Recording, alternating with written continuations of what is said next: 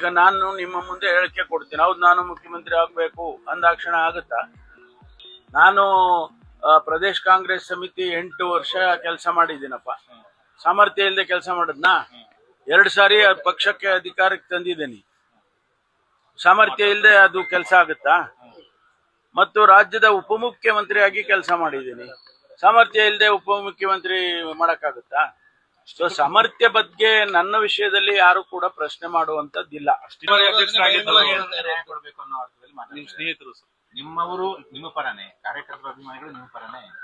ಅಲ್ಲ, ಈಗ ಅದ್ರಲ್ಲಿ ಏನಾರ ತಪ್ಪಿದ್ಯಾ? ಅಲ್ಲ, ತಪ್ಪಿದ್ರೆ ಹೇಳಿ, ಸರಿ ಮಾಡೋಣ.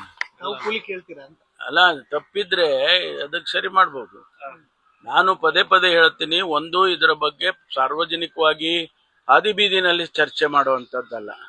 ಇದನ್ನ ನಾವು ರಾಜ್ಯದ ಮುಖ್ಯಮಂತ್ರಿಗಳ ಬಗ್ಗೆ, ಆಯ್ಕೆ ಬಗ್ಗೆ ಆಗ್ಲಿ, ಮುಖ್ಯಮಂತ್ರಿಗಳನ್ನ ಬದಲಾಯಿಸೋದ್ರ ಬಗ್ಗೆ ಆಗ್ಲಿ, ಅದು ಹೈಕಮಾಂಡ್ ನಲ್ಲಿ ಒಂದು ಕ್ಲೋಸ್ ಡೋರ್ ನಲ್ಲಿ ಆಗ್ಬೇಕಾದಂಥದ್ದು.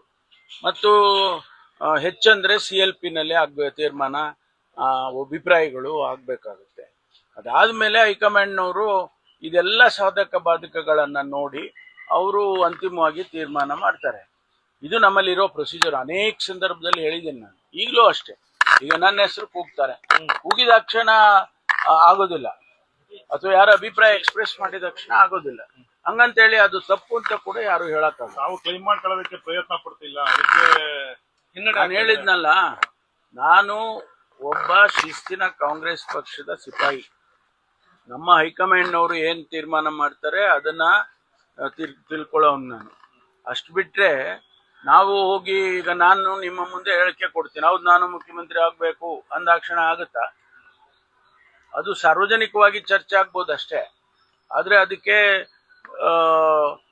ಸನ್ನಿವೇಶಗಳು, ಅದಕ್ಕೆ ಬೇಕಾದಂತ ಅದನ್ನ ಚರ್ಚೆ ಮಾಡೋದು ಹೈಕಮಾಂಡ್ನವರು.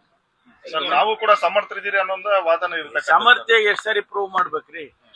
ನಾನು ಪ್ರದೇಶ ಕಾಂಗ್ರೆಸ್ ಸಮಿತಿ 8 ವರ್ಷ ಕೆಲಸ ಮಾಡಿದ್ದೀನಪ್ಪ. ಸಾಮರ್ಥ್ಯ ಇಲ್ಲದೆ ಕೆಲಸ ಮಾಡಿದ್ನಾ? 2 ಸಾರಿ ಪಕ್ಷಕ್ಕೆ ಅಧಿಕಾರಕ್ಕೆ ತಂದಿದ್ದೀನಿ.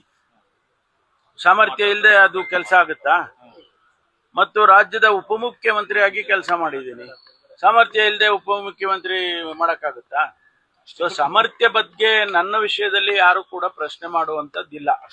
I have proved beyond doubt that I am capable. ಆದ್ರೆ ಸನ್ನಿವೇಶಗಳು, ಪಕ್ಷದ ತೀರ್ಮಾನಗಳು ಆಗ್ಬೇಕಷ್ಟೇ.